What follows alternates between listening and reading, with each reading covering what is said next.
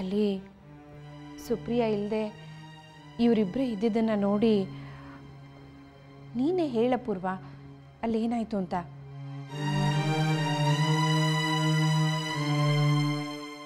ನಮ್ಮನ್ನು ನೋಡಿ ಆ ಲಕ್ಷ್ಮಿ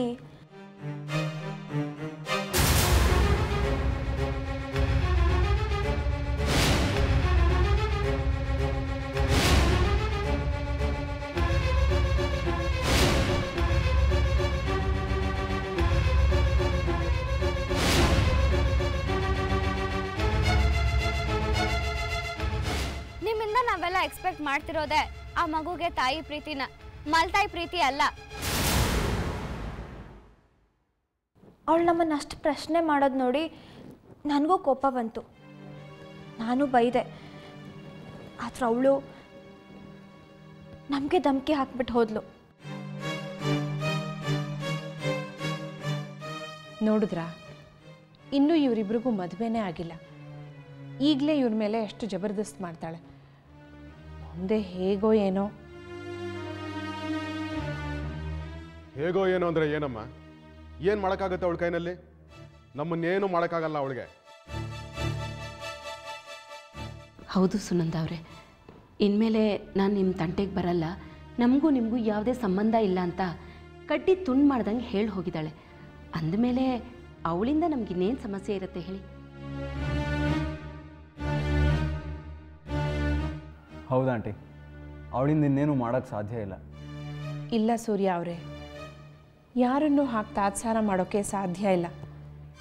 ನೀವು ಅವಳ ಕತ್ತಿಗೆ ತಾಳಿ ಕಟ್ಟಿರೋದು ನಿಜ. ಈಗಲೂ ಅವಳ ಕತ್ತಲ್ಲಿ ಆ ತಾಳಿ ಇರೋದು ನಿಜ ತಾನೇ?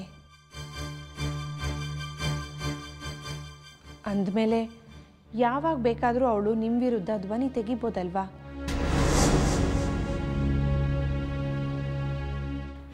ನೋಡಿ, ನೀವು ಮಂತ್ರಿಗಳೇ ಆಗಿರಬಹುದು, ನಿಮ್ಮ ಹತ್ರ ಹಣ ಅಧಿಕಾರ ಎರಡೂ ಇರಬಹುದು.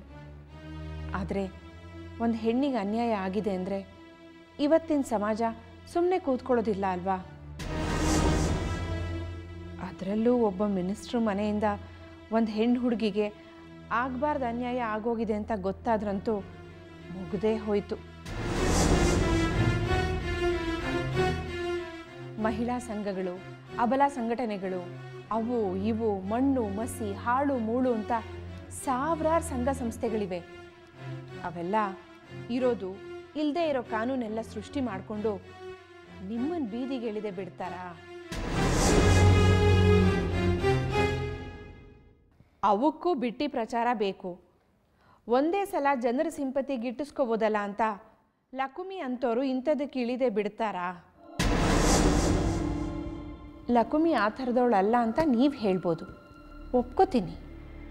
ಲಕುಮಿ ಅಂಥ ಸಾಹಸಕ್ಕೆ ಕೈ ಹಾಕೋದೇ ಇಲ್ಲ ಅಂತ ಅಂದ್ಕೊಳ್ಳೋಣ, ನಾನು ನಂಬ್ತೀನಿ. ಆದರೆ ಅವಳ ಜೊತೆಲಿರೋರು, ಅವ್ರನ್ನ ಹೇಗೆ ನಂಬ್ತೀರಾ?